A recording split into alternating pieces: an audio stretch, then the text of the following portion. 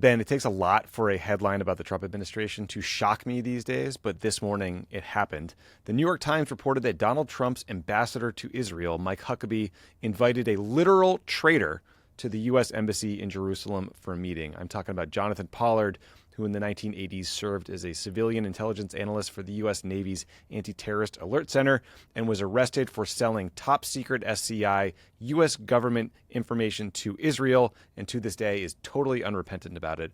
Here's a clip from a 60-minute segment on Pollard from 1988.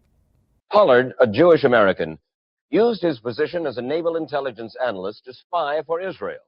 For 17 months, he smuggled thousands of top-secret documents from U.S. Naval Intelligence Headquarters in Maryland and carried them in a large suitcase weekend after weekend to his Israeli spy masters, who paid him handsomely for turning over to them some of this nation's most closely held secrets. In 1987, he was sentenced to life in prison. His wife, Anne, is serving 5 years as an accessory after the fact. Love an old school 60 Minutes clip. So in 1985, Ronald Reagan's Secretary of Defense Caspar Weinberger testified that Pollard had, quote, passed to his Israeli handlers a quantity of documents great enough to occupy a space 6 feet by 6 feet by 10 feet. I've seen it described as the equivalent of 30 filing cabinets worth of classified information, and he was paid for his services. What Pollard disclosed or gave to the Israelis is not fully known, is still classified, but various news reports say he gave up information about U.S. collection methods, signals intelligence, satellite photos, and information about the Soviet Union. I've seen former CIA officials allege that the Israelis then passed some of that information along to the Soviets in some sort of exchange. There's also some people also believe that Pollard sold information to Pakistan or other countries. But, you know, the sense is this guy is like, he portrays himself as a patriot who was doing it because of his love for Israel, but there's a sense in the intel world that he was just a scumbag who was trying to get money. Pollard served 30 years in prison before getting parole in 2015. He was barred from leaving the U.S. for 5 years, but in December of 2020, Pollard flew home to Israel, where he was met on the tarmac by Israeli Prime Minister Bibi Netanyahu and later given a parade and a government pension. Ben, I'll pause there. It's just like, it's absolutely outrageous Mike Huckabee would take this meeting. How could this possibly happen, do you think? I mean, first of all, one of the very important facts of the Pollard case that we lived through a little bit in the Obama years, because that's when his sentence was ending, and the Israelis were constantly lobbying to kind of get him released early instead of when parole came, is that nobody disputes the facts of this case, right? Like, nobody's like, oh, he didn't do it. You know, he was wrongfully accused. He proudly acknowledges being one of the worst spies in American history for a foreign government, right? Full stop. Even if he only did it out of loyalty to Israel and not some of the other charges that have been made against him. So the scale of this, this treason, essentially, is not in any kind of dispute here, right? So it's not like a Mike Huckabee could be like, I think this guy was wrongfully imprisoned or something. He knows full well who he is. Huckabee also used to lobby for Pollard to be released, right? So he's got a history here of essentially siding with Pollard over the United States intelligence community. And I think part of what's so just deeply fucked up about this, beyond just the welcoming of a traitor into the U.S. Embassy, is what U.S. interest is served by this, you know? Exactly. Like, who is Mike Huckabee working for as ambassador? You know, you are there to represent because some people might say, well, you know, he's trying to, you know, get along with, you know, everybody in Israel or something, which is, by the way, not true, because, you know, he's not trying to get along with anybody who's to his left, you know, but there's not like any U.S. interest advanced by this. This is just like Mike Huckabee's personal interest in embracing a kind of cause célèbre, a far-right personality in Israel. And it makes it seem like his role as ambassador is not to represent the people of the United States and the interests of the United States. It's like his role as ambassador is to kind of code switch and identify with like the Israeli right-wing politics. And it's everything that people find kind of distasteful about aspects of this relationship that has become so dysfunctional and one-sided, where all of the expectation is on the United States to essentially not only support whatever Israel does, but even if they spy on us and steal our secrets and give it to other governments, like we welcome that. We embrace that person. It's completely bananas, and it runs. We've been covering the kind of split in MAGA over Israel. This should go right into that split here, where, I mean, let's put aside the anti-Semitic garbage from like the Nick Fuentes of the world, but the true America Firsters who are just like, I don't get this relationship. Why are we shoveling money out the door to these people that ignore us and violate international law, et cetera? Well, yeah, why would we welcome a spy for their government that stole American secrets into the U.S. ambassadors? It just shows you how kind of dysfunctional this whole thing has gotten. And I think it could cause some problems for Trump. I do too. I think hopefully it'll cause some problems for Huckabee. I mean, Huckabee is an extremist when it comes to U.S.-Israel policy. His extremists working for him. He doesn't believe in a two-state solution. He calls the West Bank Judea Samaria, which is what right-wing Israelis call it. He's pro-settler to the point where he refuses to help out Americans who have been attacked by violent settlers in the West Bank. We've talked a couple times on the show about this 16-year-old Palestinian-American kid named Mohammed Ibrahim, who's being held in Israeli detention. He's been charged with throwing rocks on an empty street. It's like bullshit, right? And this kid is potentially dealing with life-threatening health issues, and the embassy has not lifted a finger to help him. It didn't help out our friend Jasper Nathaniel, who was attacked by settlers on a reporting trip in the West Bank. And so, Ben, it's notable that this Pollard meeting was apparently kept off Huckabee's schedule.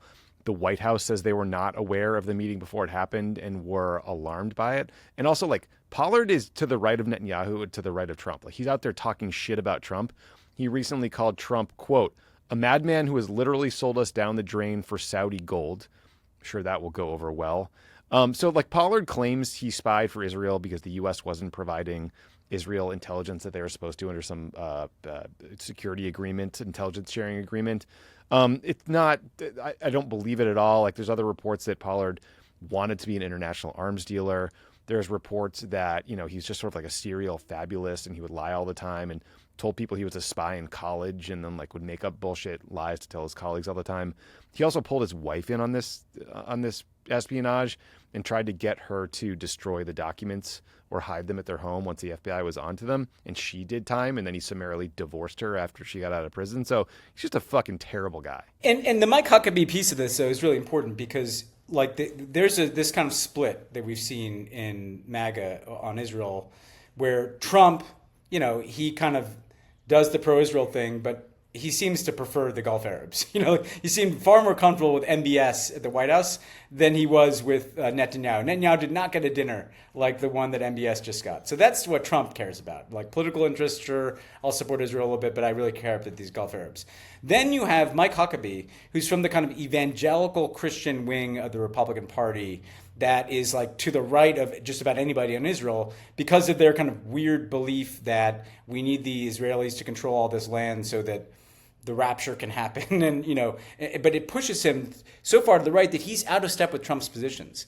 So when he's he's calling the West Bank, Judea and Samaria, that is endorsing a greater Israel view that essentially that is Israel's land. The Palestinians should get out. You have an Israeli government that has voted through the Knesset recently again to annex the West Bank. And importantly, when they voted in the Knesset to annex the West Bank, J.D. Vance and Marco Rubio were like critical of that and said, look, this is not helpful. Well, what about your ambassador? Secretary Rubio or National Archivist Rubio, like your ambassador is not where you are. He's in a different place than you are. And then meanwhile, you've got like the America Firsters, and then you've got the Tucker Carlsons, and then you've got all the way to Nick Fuentes, right? Who should be out of bounds, obviously. But this tension between like having like Huckabee and this kind of like hard right pro-Israel like representation and the actual policy of the Trump administration are now at odds with each other. And this Pollard thing indicates that because the only rationale for doing this is one, Mike Huckabee wanting to like burnish his bona fides as a kind of hard ass, pro Jonathan Pollard guy. But also I saw some like, quotes about like, well, he's just trying to like make sure that he has the line open to the Israeli right. First of all, he already has that. After Smotrich and Ben-Gvir, the two most extreme ministers in the Israeli government, were sanctioned by 5 European countries, Huckabee had them into his office, right, just to stick it to the rest of the world. But he doesn't need to, play footsie with Jonathan Pollard just to know what's going on in the Israeli right. It's ridiculous. It's absurd. And we should note, Pollard is running for the Knesset, I believe. I'm not sure what party he's in, but again, he's like a far right guy. We'll get into that in one second. But so just like to steel man the pro Pollard argument for a minute, and this is, there's not a lot here.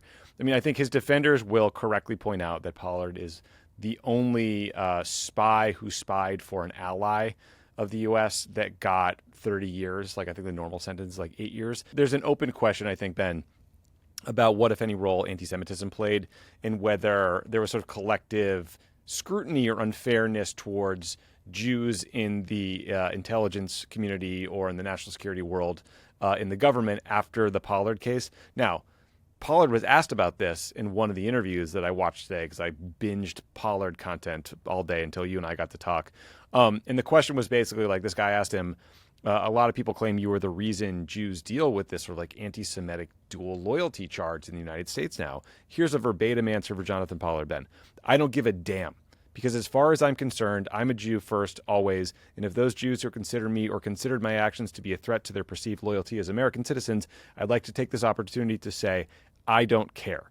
I also saw that Mike Wallace in that 60 Minutes interview asked him, like he was responding to Pollard, suggesting that he was singled out because he was Jewish. And Wallace was like, well, 3 of the prosecutors were Jewish, like the judge was Jewish. And Pollard goes, and there were capos also during the concentration camps. Like crazy, crazy shit. I mean, so anyway, like the Israelis also, we should note, they initially lied and claimed that he was like part of a rogue operation. This was some like off the book spying thing. I think they initially returned only a fraction of the documents that Pollard actually stole. The Israeli government officially admitted Pollard was a spy in 1988, and that began this like series of lobbying efforts by the Israeli government to get various presidents to return him early. Apparently, Bill Clinton got pretty close, but I think George Tenet, then his CIA director, threatened to resign, and so did the senior leadership of the CIA. So he dropped the idea. I remember this idea getting shut down early in the Obama years, Ben, but then I think it was revived in like 2014, right, when John Kerry was trying to revive diplomatic talks. Now, 2014 would have been 1 year early, so I'm not sure that would have been. I mean, it would have been a diplomatic win, but it didn't do much for Jonathan Pollard. It also didn't happen. Yeah. First of all, this came up twice. Both times Obama made a failed effort. The first term when you were there, and then the second term with Kerry.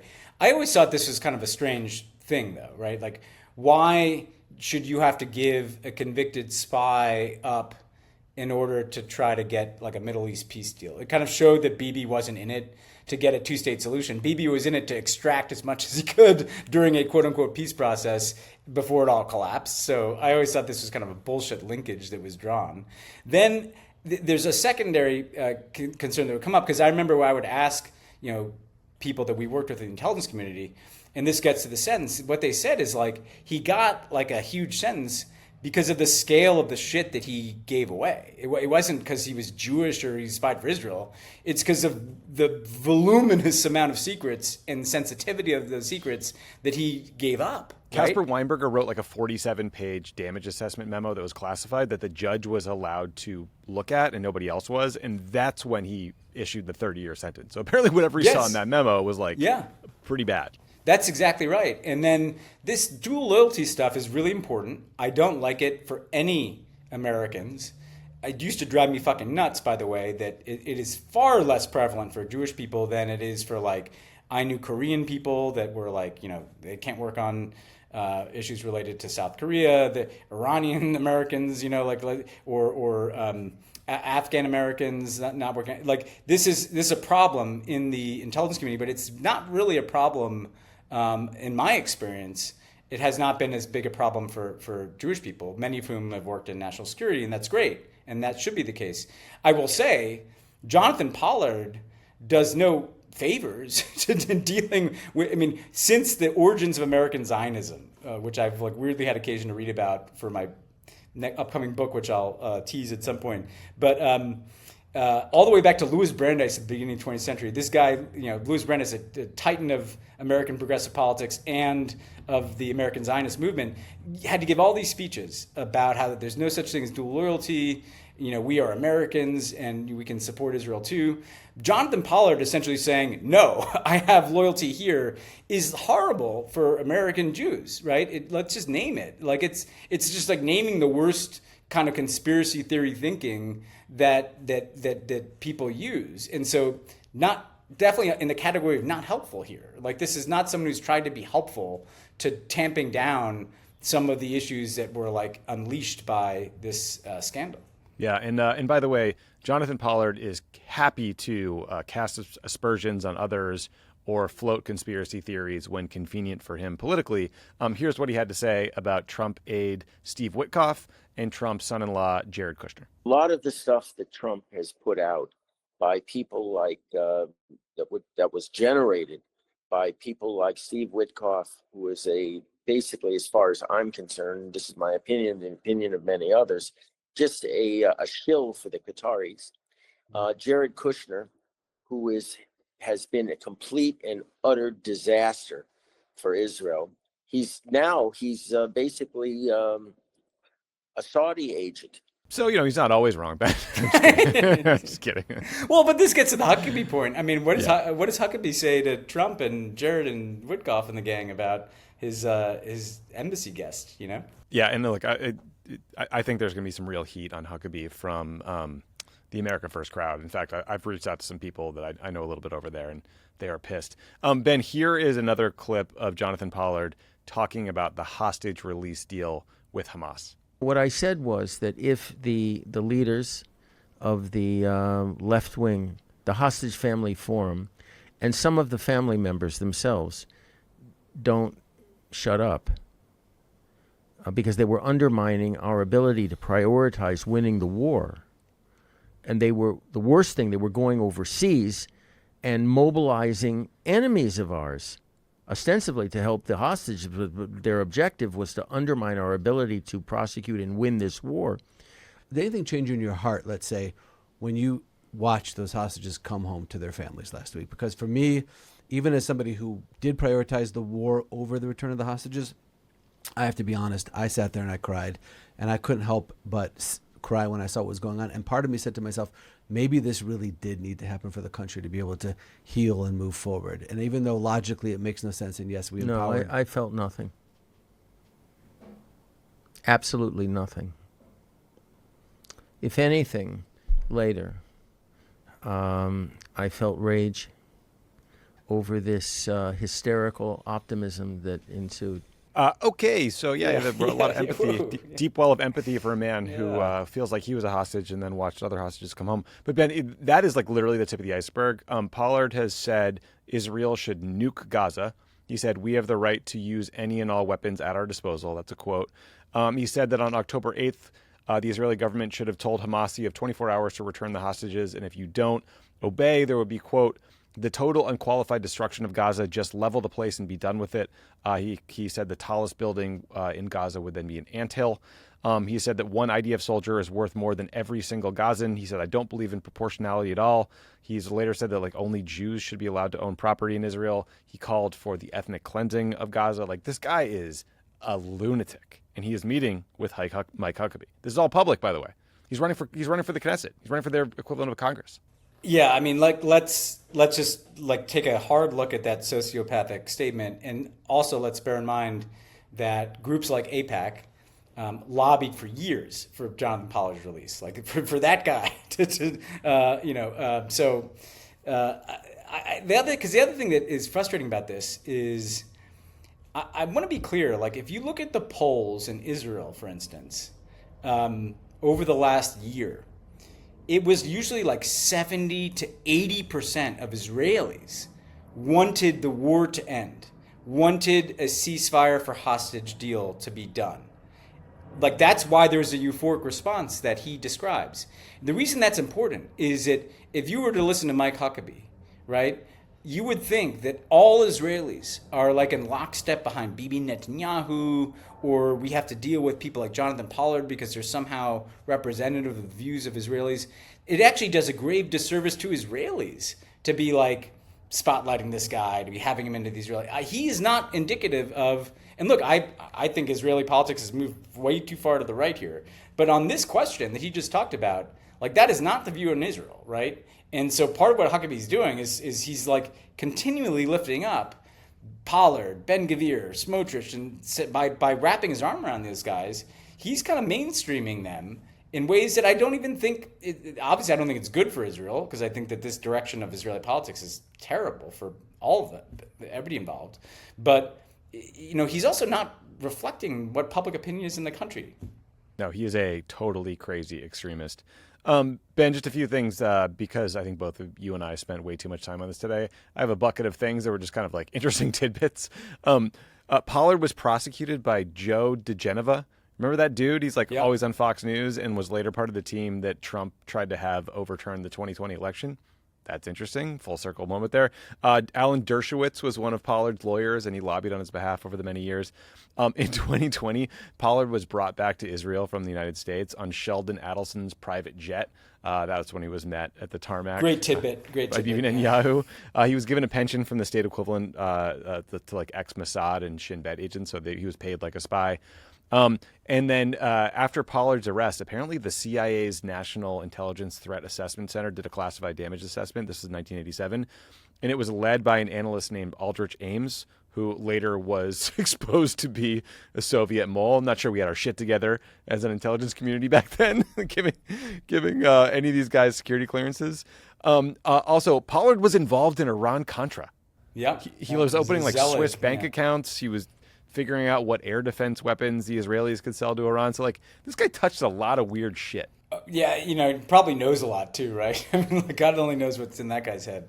I just want to, the Adelson thing is so perfect too, because my all-time favorite tidbit in this insane and increasingly dysfunctional relationship is Sheldon Adelson, one of the largest donors to AIPAC, donor to Netanyahu, the single largest donor to Trump's 2016 presidential campaign.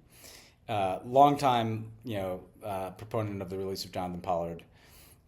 Trump gets elected, and Trump moves the U.S. Embassy from Tel Aviv to Jerusalem, making good on a campaign promise, but also shredding the Oslo Accord consensus that Jerusalem's status is to be negotiated.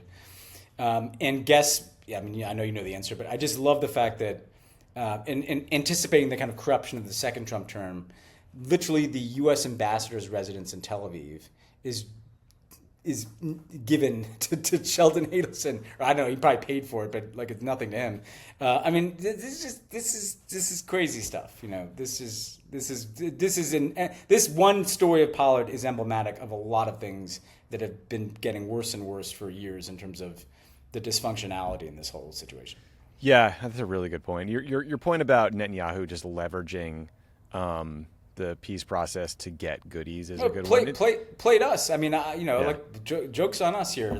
He never had any interest in a Palestinian state, but we did these, went through all the motions and had all these meetings. And what is he spending time in the meetings? He's trying to get Jonathan Pollard out of prison. Right. Over getting F-35s, real things that would actually make Israel more secure. It's also just it is very notable again to the imbalance in the relationship that U.S. officials can't criticize Israel without getting slapped around in our political debates. But not only does Bibi Netanyahu spend half his life trying to get Pollard back, but he literally welcomes him on the tarmac, rubs it in our face.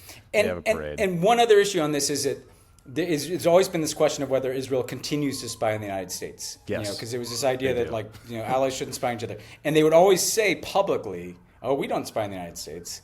Come on. The treatment of Pollard as his hero for spying in the United States might suggest otherwise. I had, Black Cube ex-Mossad agents spying on me when I left the administration. What's going on here? The U.S. and Israel are allied on a lot of issues, for example, Iran, but they are frenemies on a lot of other stuff, and the Israeli government is very good at collecting intelligence, and they do it on Americans all the time, and we should not pretend otherwise.